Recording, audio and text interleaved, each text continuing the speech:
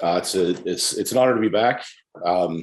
First off, I want to thank David Malan for asking me to come back and present to you all, and more importantly, to be able to get to meet you all and to be able to share this discussion. This is probably the leading topic that interests me in life and computer science. And this is kind of where my work these days revolves around everything that we're going to be discussing today. So I'm coming at this from a completely different angle than probably most of the other sessions. I now work in consulting and doing a lot of things for driving CS into educational spaces, whether it's in high school, middle school, colleges, and ed tech companies and things like that. But super excited to talk with you all. I wanted to start this out with the survey that we did share around. And I'm reading through the answers. The questions were what most excites you about teaching CS50, and what is your biggest fear about teaching CS50? And the answers are phenomenal. We're going to share them. We're actually going to talk about them. I'm hoping I have a ton of content to cover, but at the same rate, if we don't get through it all, A-okay, because I'm hoping that we drive a ton of discussion from you all, because based on the responses that you provided, I'm just really excited to hear your perspectives, because to be quite honest, I'll go through my background and where I kind of started in CS education. But the first time that I attended a CS50 training session, it was actually the very first one that was in Redmond. Well, it was the very first one that was in person out in Redmond. And when I arrived, I had assumed that everybody there had a PhD in computer science, and that I was the only person there that didn't. And found out quickly that we were pretty much, for the most part, on the same page. And that's where the community thrives, is by helping all, getting all where they need to be, and everybody supporting everyone else to ensure success. So these answers that were provided to me are fabulous, and they show me that everybody is exactly where they need to be. And our discussion today is going to hopefully continue to drive that. And what I'll do is I'll share the answers. I'm gonna give you access to all the answers now. I created a separate document, but in a little bit, I'm actually going to share another document that is going to be suggestions on these topics. And it's going to be a form, and I'm going to have you fill that out. And after you fill it out, throughout the session, if you're just thinking about something, jump into the form. I allowed multiple submissions, so feel free to access it multiple times as things come to mind. But I would love to hear from all of you, your thoughts on these. And then after this session, I'll compile it down, and then I'll provide it to Bernie and Carter, and then they can distribute it as they see fit. And what I would like you to do with that document in your own time is to go and read through and see what other people had suggested, and see if those suggestions are helpful to you. Because I find that I get some of my best ideas, most of my best ideas, and most of the best methods and approaches simply just from chatting with others. So hopefully it's helpful to you as well. But welcome, and let me go ahead and start with a little bit of my background. So I'm going to tell my background kind of in two parts, so that it does hopefully open us up to more discussion. I'll give you a general background, and then we'll kind of dive into how I arrived to where I'm at today. But this session, strategies for building excitement around computer science, it is a community effort. And I am Greg Mittleiter. I had taught computer science in Washington County, Pennsylvania, at a school district called Trinity Area School District. Mid-sized school, probably a little over 2,000 students, K to 12. While I was there, I was actually hired to teach 7th graders Word, Excel, and PowerPoint. So through the time that I was there, I changed roles, changed positions, changed grade levels, and we changed the curriculum. We did a whole bunch of fun things. And again, we'll get into all of that. But while there, I taught grades 7 and 8, 2 years at grade 7, 2 years at grade 8. And what was really fun about that was, for 2 of those years, the middle years, I was there for a total of 4. Years 2 and years 3, I had all of the same students because they progressed. I moved to the 8th grade with them. As I moved up and we brought in the CS50 curriculum to the 8th grade, I was able to, and that really helped me. I know that not all educators would have that benefit, but that did help me because I already had a rapport with a lot of the students. But it also allowed me to have a much quicker on-ramp to figure out a lot of things for utilizing CS50 AP in my classroom. I taught all students. I had 236 on average per year. So we were not an elective, which is a benefit of being in the middle school. We had to touch with all students.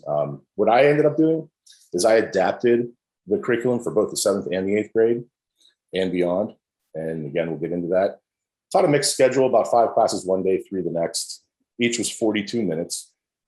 Now, where it was a little dicey as far as distributing the content and working with the students and developing my curriculum as I had gone through the year, we had students that were on different schedules. So we had students that I met with every single day for 9 weeks, met them 45 times. We had students that I met 45 times, but every other day over a semester. And then we had students that I met 90 times throughout the whole year, every other day. And it just had to do with the cycle of other courses, because even though I was not an elective, the students could take other electives such as foreign language, band, orchestra, chorus, etc. So not only did I adapt the content for the students, but there was a lot of adaptation even within the different courses. So the 90 session students that I was able to see them 90 times, we obviously got through a lot more content. But there was a nice balance, because with the 6-minute transition that I'm talking about, as a teacher, students come in, they're shuffling papers, they're getting logged in. A few minutes before the end of class, they're shuffling papers, they're getting logged out and things like that. So 42 minutes, you really only have about 34 minutes or so. And one of the benefits of teaching those students for 45 sessions every single day is that we were able to cut down transition time, because I didn't have to go back and re-explain things.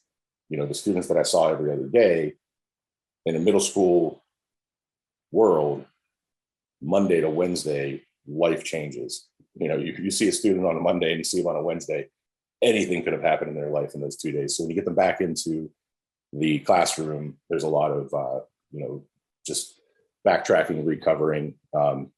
So to think, did you really cover double the content in 90 days as opposed to 45? No, it just didn't work out that way. But we did get through a lot more of it. So when I had come in, and this goes back to the answers you had submitted. So my background is actually in finance, and I worked out in the world in finance. And there came a point after the collapse of 2008 that I really wanted to make some decisions. What do I really want to do for the rest of my life? I worked in this industry for a long period of time. What excites me in my current job?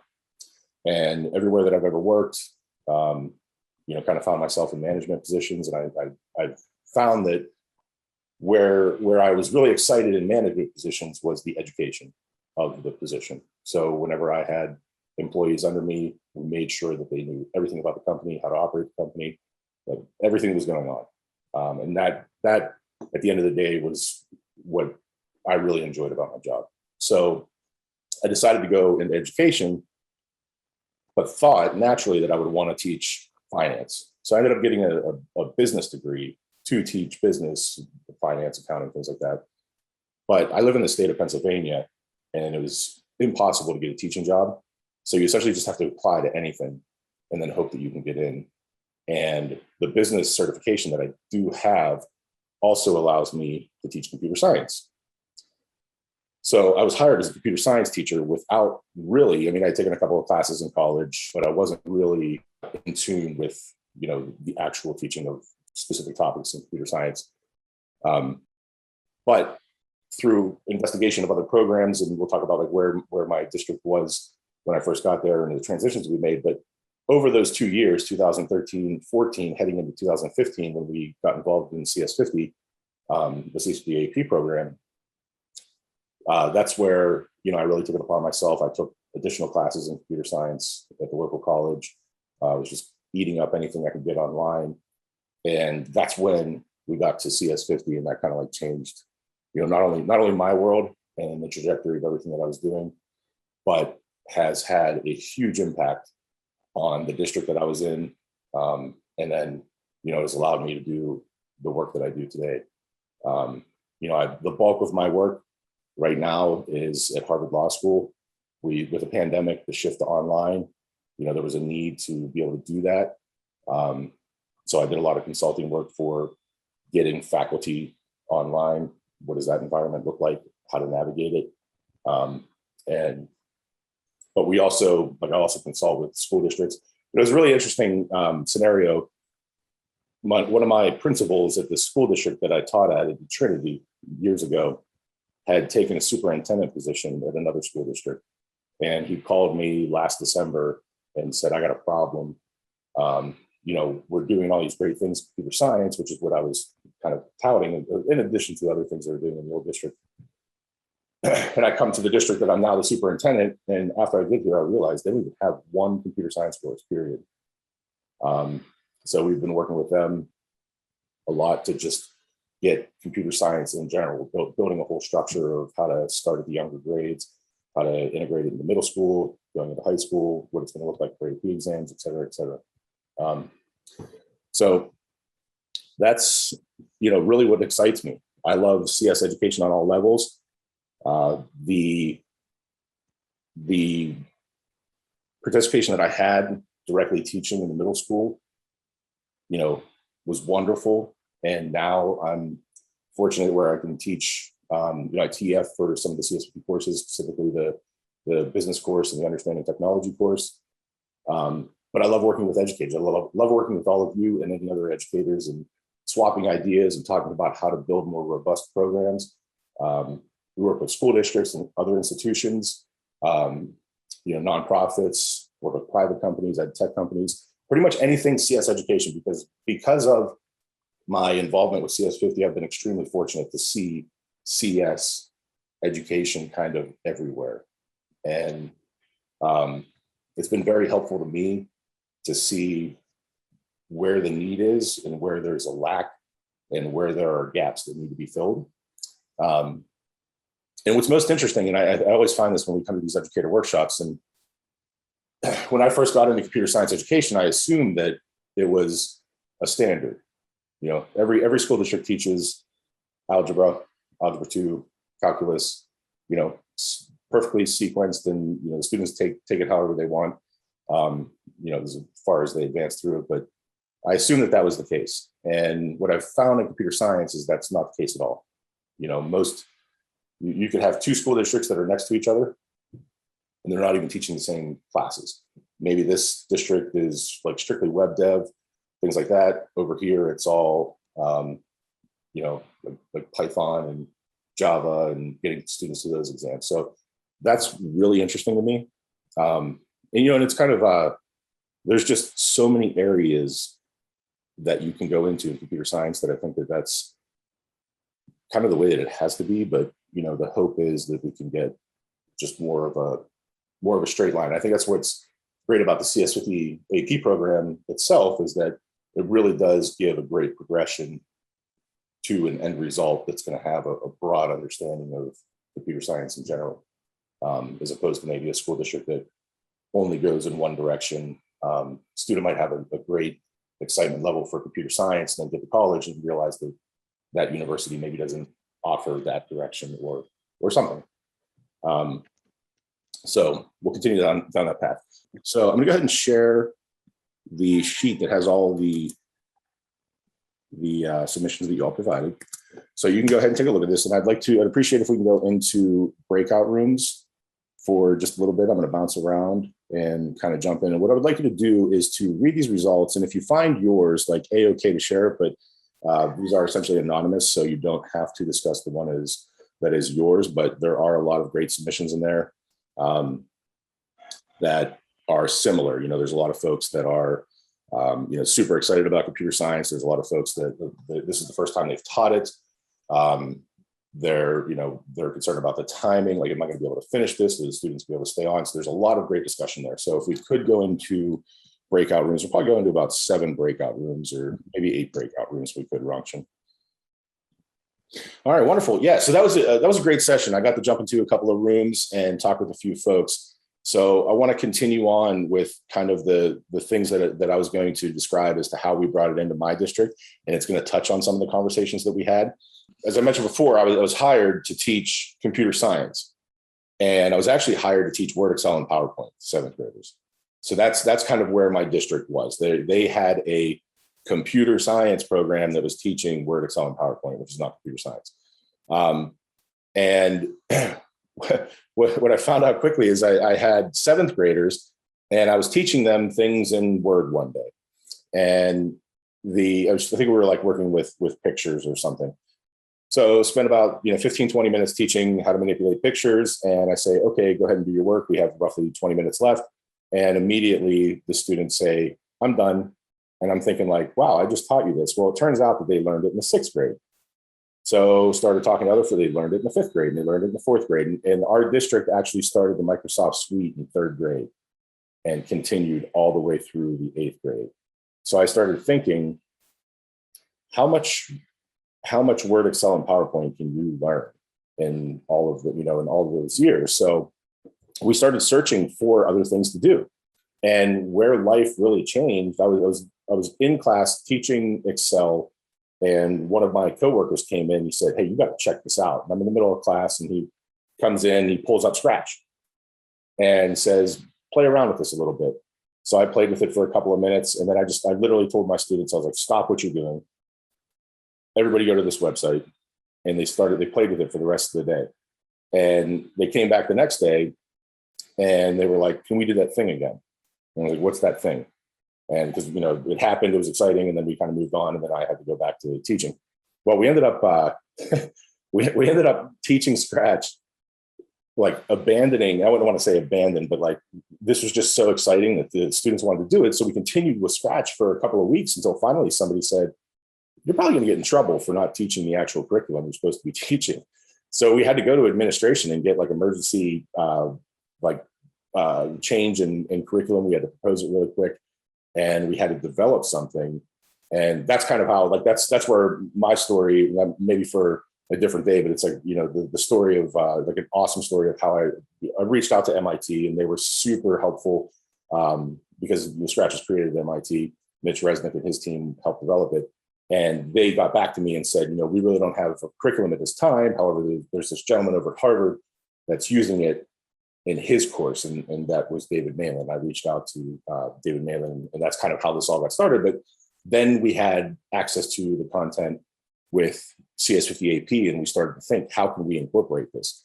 And what we ended up doing initially is we wanted to adopt the course, but like kind of adapt, where we knew that an 8th grade student, and I was still currently teaching 7th grade at this point, but we knew we were doing all the Scratch and everything in 7th grade, but we knew that an 8th grade student, we were thinking like, could they really get through all of this, like for time, rigor, et cetera.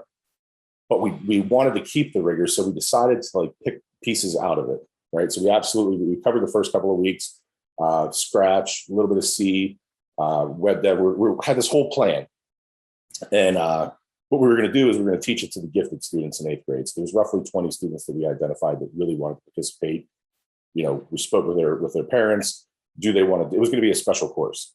And word got out in the community, and everybody got excited about this to the point where I had to present it at a board meeting, and it was standing room only. Generally, the board meetings were just the board members, maybe 1 or 2 folks, standing room only. And there were actually parents there that their children had already graduated from the district, but they were so excited about it that they wanted to come and see what the district was doing. And I presented this as, here's this wonderful, great thing that we're going to bring to the district, and it's going to be available for these gifted students. And as soon as I stopped talking, first hand that went up, my child is not gifted. Why can't they have access to this? And my principal, one of the greatest people I've ever worked with, he stepped up. He said, you know what? Let's give it to everybody. And like right there, changed. So my thought was like, what can go wrong? We went from having a content developed for a specific group of students that, you know, they were aware of what they were getting into and everything, to now all of a sudden we had 236 students to cater to at a clip, and for the first year. And this all happened, I think it was probably like late July, early August, heading into the year. So we really only had less than a month to put it all together. And that's where we decided to adapt everything. We were pulling out the pieces, I said before, like we were teaching some students every day for 45 days, some students every other day for 90 days, and then, every other day for 90 days. And then my other students we were teaching for 180 days every other day. And so 3 different curriculums that we had to adapt to, 3 different types of students. And, you know, the first question you think is, you know, not all 8th graders want to learn CS. And this is kind of like where we were really naive, I guess. And we'll talk about that in just a second. So the district that I taught in had 4 elementary schools that were feeder schools to the middle school. And it was a very unique district where every elementary school was in a completely different demographic of student. The district was shaped like a piece of pie, and the city was the tip of the piece of pie, and it went out to students that had 1,000-acre farms. So we had any student in between, someone who's living, you know, like city life, you know, just you know, like close housing and things like that, to students that can't even see their neighbors with binoculars. And that's a different lifestyle. You know, a student that's living on a farm maybe has a different approach to education, a different need in education than students that are doing different things and that are living a different lifestyle. So we had to think of, how can we really teach this to all 8th graders in this scenario? So trial and error, we kind of figured out, navigated the waters, what works, what doesn't work. We adapted a lot of the content for these individual students. And, you know, we had the benefit that being at the middle school level, we weren't tied to the AP exam. And at that time when I taught, the AP exam wasn't yet official. I believe they did a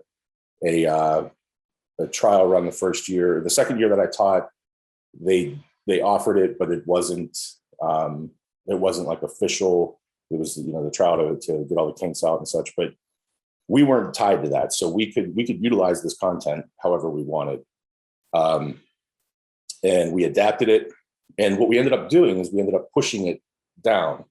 So my students in 7th grade, we kept everything the same with Scratch for the year after. So I moved to the 8th grade, started incorporating the adaptation of the CS50, and then our 7th graders kept Scratch.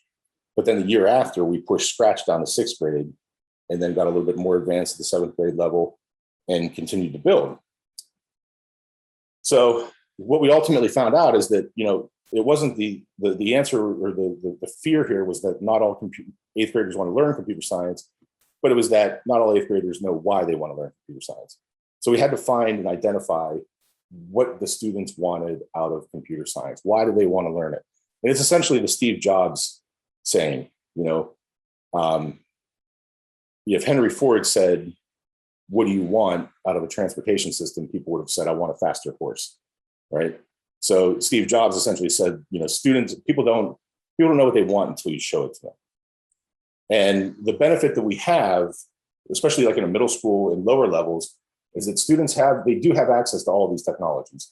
They don't know what they're doing with it, but they understand like what an app is. They understand how to go on and watch YouTube videos, or how to navigate websites or things like that. So that brings a lot of the context, because I remember when I was in high school, you know, the web was brand new. So we were teaching like the whole concept of this thing called the internet had to be understood, and how to build a web page. So now that's all out there. Like everybody fully understands. Sorry, just catching up on chat. Everybody fully understands the context of where these things come from. So that makes it easier to introduce a lot of these, the curriculum for teaching computer science at younger ages. So the key is to find what motivates the student. And the greatest example that I have of this, like I do have like a handful of awesome ones, but I had this one student who was fantastic. And when we first started teaching, I remember her sitting at her desk one day and I was explaining what to do. And she just said, "This is so stupid." I said, "What do you mean it's stupid?" And she's like, "Why do I need this?" And so, I started working I sat down with her. I was like, "All right, so, what are your thoughts here?" And it turned out that she was really good at design. Like she wanted to design things. She was interested in that. We were working in Scratch. So we ended up showing her how to modify sprites, both the ones that were available in the Scratch program. And then we also showed her how to go out on the internet and find pictures and images. And that really changed her whole perspective on learning computer science. And she went from being a student on day one who was like, "I want nothing to do with this. This is a waste of my time," to, as we would be logging out of class for the day, just one more second, Mr. Midler. Hang on, Mr. Midler, just give me one more second. I'd be like, "Come on, you're gonna be late. You're gonna be late. Just give me one more second." So to me, that's like really where you're getting these students on board. You just change their whole idea of computer science, get them on board, and then show them how it doesn't necessarily have to be one way of learning computer science or applying computer science, so that you don't feel like you have to fit in a box of like, if I don't want to learn that, then I just don't want to learn computer science, period, right? And then you have other instances where computer science can be an outlet. I had a student, we'll call him Cam. Short end of it, did not have a wonderful home life and was very quiet in school because of this. And I didn't know. And I never, they didn't share any of that information. I just knew that, we wanted to take our time with him and really give him some special attention. And he would sit at his desk quietly. I would teach, I would do the whole thing, answer questions. We're walking around the room. We never really heard from Cam. Well, one day I sat down, and I was only a handful of days, like 3 or 4 or 5 days into Scratch. I sat down at his desk and was looking at his scripts, and he was almost maxed out on the total number of scripts you could have. And he had this crazy game going on, all these elaborate things. And I was like, "What is this? How did you get this from somewhere? Did you download somebody?" He said, "No, I created the whole thing." And what I found out that he was doing is he would go home, and his way to escape was going to his room and doing this. So I started working with it. I said, "Look, I'll give anything you want. You can have it." So we set up a scenario where he could come in at lunchtime, gave him additional resources for CS, where it got really interesting, and he thrived. Otherwise that student may have struggled just in general.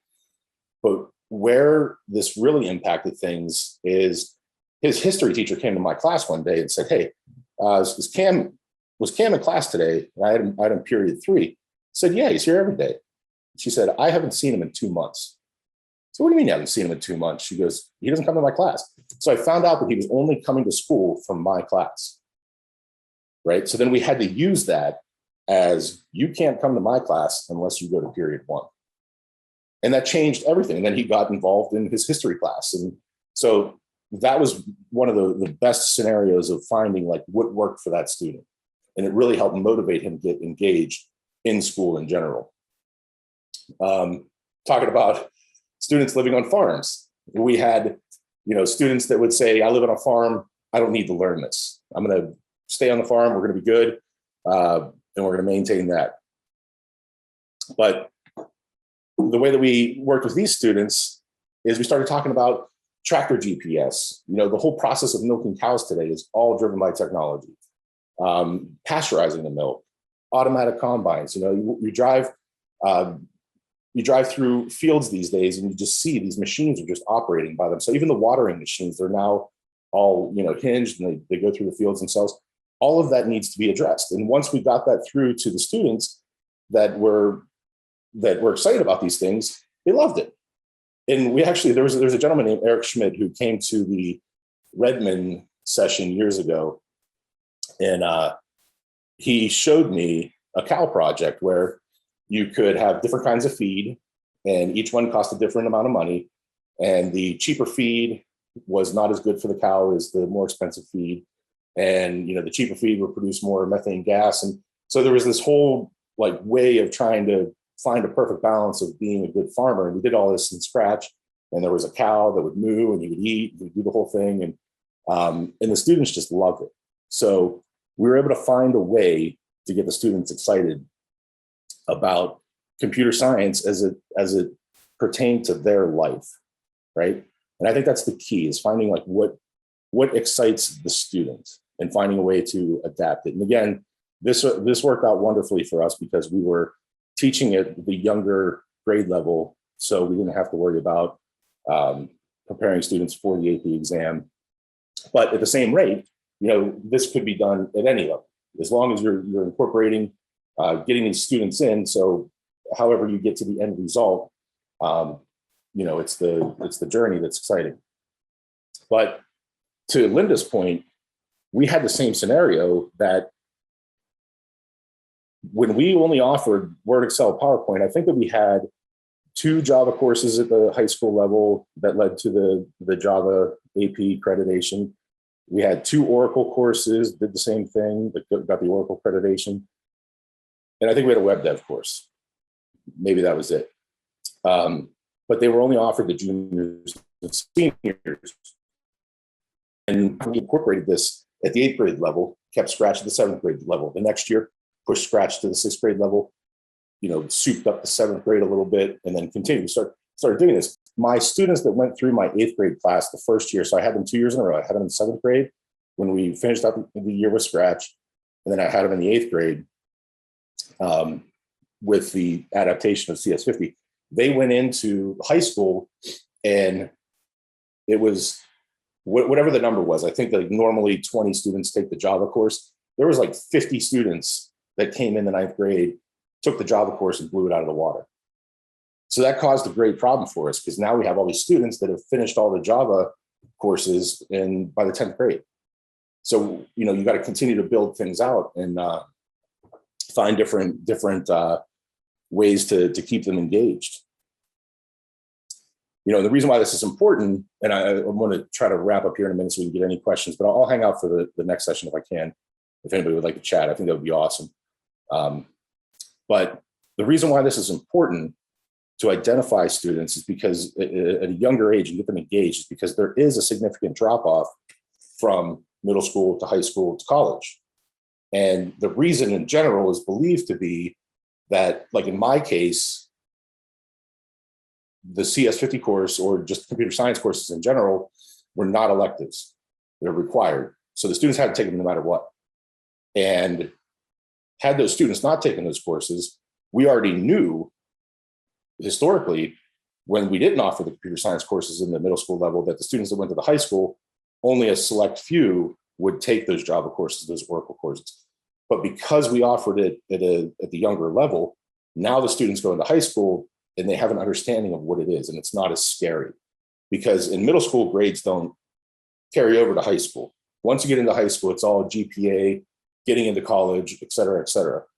And then once you get into college, it's all, if you didn't take any computer science in high school, when you get to college, it's even more amplified, because now you're thinking job, I don't want to mess up my GPA. These are college level computer science courses. I've never seen it before.